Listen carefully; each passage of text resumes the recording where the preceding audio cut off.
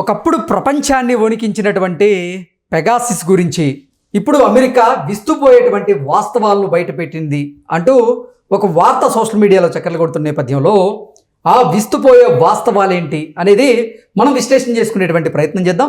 ప్రస్తుతం మనతో పాటు ఉన్నారు ప్రముఖ రాజకీయ విశ్లేషకులు, ప్రముఖ సీనియర్ జర్నలిస్ట్ సిఎస్ రావు గారు. సార్తో మాట్లాడదాం. సార్ నమస్తే సార్. ఒకప్పుడు ప్రపంచాన్ని గడగడలాడించినటువంటి పెగాసిస్ గురించి ఇప్పుడు అమెరికా విస్తుపోయేటువంటి వాస్తవాలను వెలుగులోకి తీసుకొచ్చింది అనేటువంటి వార్త సోషల్ మీడియాలో చక్కర్లు కొడుతోంది. ఏంటి సార్ ఆ విస్తుపోయే వాస్తవాలు?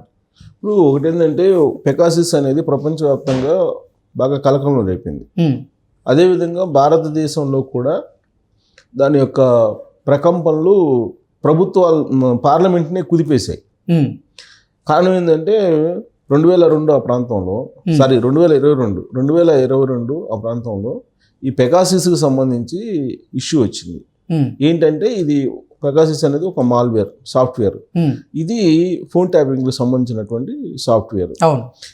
అది ఇజ్రాయెల్ నుంచి తీసుకొచ్చి ఉపయోగిస్తున్నారు అనేది విపక్షంలో ఉండేటువంటి పెద్దలు, అలాగే కొంతమంది జర్నలిస్టులు, కొంతమంది పారిశ్రామికవేత్తలు, ఇవి మొత్తం వీళ్ళు ఫోన్ ట్యాపింగ్లు చేస్తున్నారు. ఇది గవర్నమెంట్ నరేంద్ర మోడీ గారి ప్రభుత్వం కుట్ర పండిందని చెప్పి కాంగ్రెస్ పార్టీ వాళ్ళు పార్లమెంటు వేదికగా స్తంభింపజేశారు పార్లమెంట్ని. పైగా ఎవరెవరు ఫోన్ ట్యాపింగ్ చేశారు అనేది కూడా అప్పట్లో పెద్ద ఇష్యూ అయింది. బట్ పార్లమెంట్లో ఏం చెప్పారు, పెగాసిస్ లాంటి అసలు సాఫ్ట్వేర్ ఇక్కడ ఉపయోగించట్లేదు, ఫోన్ ట్యాపింగ్లు జరగట్లేదు అని చెప్పేసి నరేంద్ర మోడీ ప్రభుత్వం పార్లమెంటు వేదికగా చెప్పింది. అవును. అప్పుడు దాదాపు దేశవ్యాప్తంగా కూడా 3,000 మందికి పైగా ఈ ప్రముఖులు, సెలబ్రిటీలతో సహా ప్రముఖులు అన్నీ కూడా ట్యాప్ చేశారు అనేది అప్పట్లో వచ్చినటువంటి న్యూస్. వాళ్ళల్లో ప్రధానంగా రాహుల్ గాంధీ, సోనియా గాంధీ, ఖర్గే ఇలాంటి వాళ్ళవి కూడా ఉన్నాయండి. ఇది అప్పట్లో ఈ ఫోన్ ట్యాపింగ్ చేయటం ద్వారానే ఈ మొత్తం రాజకీయాన్ని చేస్తున్నారు, ప్రత్యర్థులు నిర్వీర్యం చేస్తున్నారు అనేది అప్పట్లో నరేంద్ర మోడీ గారి ప్రభుత్వం మీద వచ్చినటువంటి ఆరోపణలు. ఇప్పుడు నరేంద్ర మోడీ గారి పరిపాలన మోడీ 2 హయాంలో. సో ఆ తర్వాత ఏం జరిగింది, లేదని చెప్పారు, దాన్ని సమసిపోయింది. బట్ ఆయా అన్ని రాష్ట్రాల్లో ఉండేటువంటి కొంతమంది నేతలు కూడా ఫోన్ ట్యాపింగ్లు చేశారండి. సో రాష్ట్రాల్లో కూడా అదే జరిగింది. ఇప్పుడు తెలంగాణ రాష్ట్రంలో కూడా ఏం జరుగుతుంది, ఇప్పటికీ ఫోన్ ట్యాపింగ్ కేసు నడుస్తుంది. దాని మీద ప్రభాకర్ రావు గారు వెళ్ళిపోయారు. ఇంటెలిజెన్స్ మాజీ చీఫ్ వెళ్ళిపోయి అమెరికాలో కూర్చుని రాజకీయ శరణార్థుని కింద అమెరికా పౌరసత్వం తీసుకొని అక్కడే ఉండిపోవాలని చెప్పి ప్రయత్నం చేస్తున్నాడని చెప్పి న్యూస్ కూడా విన్నాం.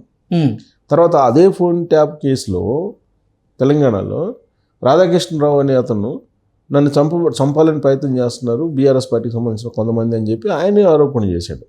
అంటే ఈ ఫోన్ ట్యాపింగ్ ఏ స్థాయిలో జరిగింది అనేది ప్రత్యేకించి తెలంగాణ కేసుని కనుక మనం అబ్జర్వ్ చేస్తే క్లారిటీ వస్తుంది.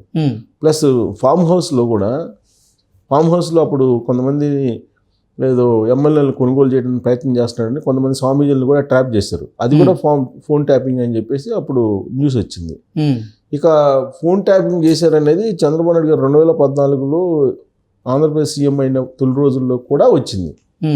సో ఇప్పుడు ఈ ఫోన్ ట్యాపింగ్ అనేది అన్ని రాష్ట్రాల్లో కూడా వినిపిస్తుంది.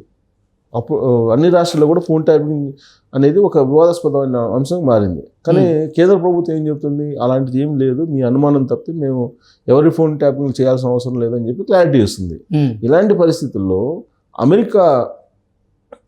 అమెరికా ఒక ఇన్వెస్టిగేషన్ చేసి అమెరికాలో ఉండే నిఘా సంస్థలు ఈ ఇజ్రాయెల్కి సంబంధించినటువంటి కంపెనీ పెగాసిస్ దాని సాఫ్ట్వేర్ ద్వారా ఈ ఫోన్ ట్యాపింగ్ చేసింది అని చెప్పి చెప్తూ ఈ వాట్సాప్కి సంబంధించినటువంటి వాటిని కూడా హ్యాక్ చేసింది అని చెప్పి నిర్ధారిస్తే ఆవిడ వాట్సాప్కి సంబంధించినటువంటి కంపెనీ కూడా వాట్సాప్ కూడా ఆ నివేదికను చూసిన తర్వాత వాళ్ళు ఇప్పుడు వాట్సాప్ వాళ్ళు అప్పట్లో ఏ విధంగా అయితే అనుమానం పడ్డారో ఆ అనుమానం నిజమే అని చెప్పేసి వాళ్ళు గమనించి ఇక నుంచి ఇలాంటి ట్యాపింగ్ జరగకుండా చర్యలు తీసుకోవాలని చెప్పి అమెరికా కోర్టులో నిర్ధారించారు. అమెరికా నిఘా సంస్థలు కూడా నిర్ధారించాయి. అంటే అమెరికా నిర్ధారించింది అని అంటే నీకు ఇజ్రాయెల్ టెక్నాలజీ లేదంటే ఇజ్రాయెల్ నుంచి వచ్చినటువంటి సాఫ్ట్వేర్ల ద్వారా భారతదేశంలో కూడా నీకు జరిగింది, ఫోన్ ట్యాపింగ్ జరిగింది.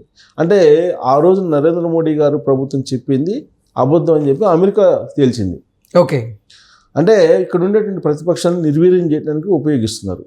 ఇక అమెరికాలో కూడా ఉపయోగించారు. అమెరికాలో కూడా ఇప్పుడు ఇజ్రాయెల్కి సంబంధించినటువంటిది అది ప్రపంచవ్యాప్తంగా కూడా వాళ్ళు కొన్ని వేల ఫోన్లు ట్యాప్ చేశారు. అలాగే వాట్సాప్ లాంటి వాటిని కూడా హైజాక్ చేశారు ఆ సాఫ్ట్వేర్ ద్వారా.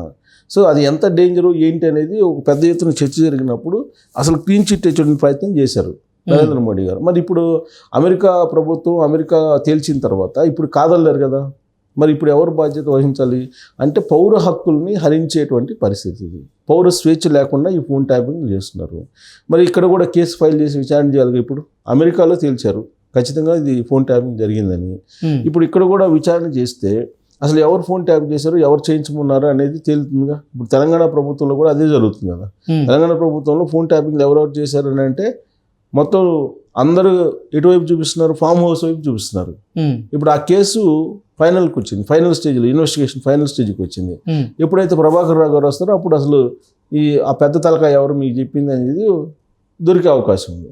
సేమ్ అదే తరహాలో భారతదేశంలో ఎవరెవరు ఫోన్ ట్యాప్ చేయించారు, ఎవరు చేయించుకున్నారు అనే దాని మీద కనుక ఎంక్వైరీ నడిస్తే ఎవరి వైపు చూపిస్తుంది, బీజేపీ పెద్దల వైపు చూపిస్తుంది సహజంగా. అప్పుడు కాంగ్రెస్ పార్టీ వాళ్ళు ఆరోపించింది కూడా అదే కదా. వాళ్ళు చేశారు, ప్రత్యేకించి రాహుల్ గాంధీ కాంగ్రెస్ పార్టీ వాళ్ళు అందరూ ట్యాప్ చేయడం ద్వారానే పార్టీని నిర్వీర్యం చేయాలనుకుంటున్నారు అనేది కూడా అప్పుడు వినిపించింది. సో కాబట్టి ఇక్కడ ఎంక్వైరీ చేస్తారా? అమెరికాలో అయితే ఎంక్వైరీ చేసి నిర్ధారించేసి నీకు వాట్సాప్ సంబంధించిన కాల్స్ కూడా హ్యాక్ చేశారు, వాట్సాప్ని కూడా హ్యాక్ చేశారు అని చెప్పింది. వాట్సాప్ కంపెనీ కూడా దానికి రెస్పాండ్ అయింది, థ్యాంక్స్ చెప్పింది ఆ విచారణకి. సో మరి ఇప్పుడు భారత ప్రభుత్వం ఏం చేయాలి? ఎంక్వైరీ చేయాలి. ఎంక్వైరీ వేస్తుందా అని అంటే వేసేటువంటి అవకాశం లేదనేది సమాధానం వస్తుంది. మరి పౌర హక్కులు ఎక్కడ ఉంటాయి, పౌర స్వేచ్ఛ ఎక్కడ ఉంటుంది భారతదేశంలో? పౌర హక్కులు పౌర స్వేచ్ఛ కావాలంటే ఈ విధంగా ఫోన్లు పెగాసిస్ అనేది మాల్వేర్ను ఉపయోగించి నువ్వు ఫోన్ ట్యాపింగ్ చేసుకుంటా పోతే మరి పౌర హక్కులు పౌర స్వేచ్ఛ ఏంటి అంటే దీని మీద భారత ప్రభుత్వంలో కూడా చర్చ జరగాలి, భారత పార్లమెంట్లో కూడా చర్చ జరగాలి. గతంలో పార్లమెంట్లో చర్చ జరిగినప్పుడు తప్పుదోవ పట్టించారు అనేది ఇప్పుడు అమెరికా విచారణ బట్టి అర్థమవుతుంది. సో కాబట్టి మళ్ళీ మరొకసారి దీని మీద చర్చ జరిగితే అసలు ఈ ఫోన్ ట్యాపింగ్ వ్యవహారం ఏంది భారతదేశ వ్యాప్తంగా ప్రపంచవ్యాప్తంగా జరిగింది, భారతదేశంలో కూడా జరుగుతుంది కదా. అసలు ఇజ్రాయెల్ పరికరాలని, ఇజ్రాయెల్ టెక్నాలజీని ఎవరు తీసుకొస్తున్నారు, ఎలా తీసుకొస్తున్నారు? ప్రభుత్వం అఫీషియల్గా తీసుకొస్తుందా లేదంటే కొంతమంది గూఢచారుల ద్వారా తెప్పించి వాళ్ళు ఎవరైతే ప్రత్యర్థులుగా భావిస్తున్నారో వాళ్ళని నిర్వీర్యం చేయడానికి ఉపయోగిస్తున్నారా? అన్అఫీషియల్గా తీసుకురావడం అనేది పెద్ద నేరం, మనీ లాండరింగ్ కింద వస్తుంది. అలాగే ఒక దేశం నుంచి ఇంకో దేశానికి నిఘా పరికరాలను తీసుకురావడం అనేది అదొక పెద్ద నీకు రక్షణ సంబంధించినటువంటి నేరాల కింద వస్తుంది. కాబట్టి ఇది అమెరికా ప్రభుత్వం అయితే అది ఖచ్చితంగా ఇజ్రాయెల్ పరికరాలతోటి ఖచ్చితంగా ప్రపంచవ్యాప్తంగా కూడా ఇది ట్యాప్ చేశారు ఫోన్ ట్యాప్లు అని చెప్పి నిర్ధారించిన తర్వాత మరి ఇక్కడ నిర్ధారించాల్సిన అవసరం ఉందా లేదనేది నరేంద్ర మోడీ గారి ప్రభుత్వం తేల్చుకోవాలి. లేదంటే పౌర హక్కులకు భంగం కలిగినట్టు భావించాలి. Okay sir, thank you so much. Thank you.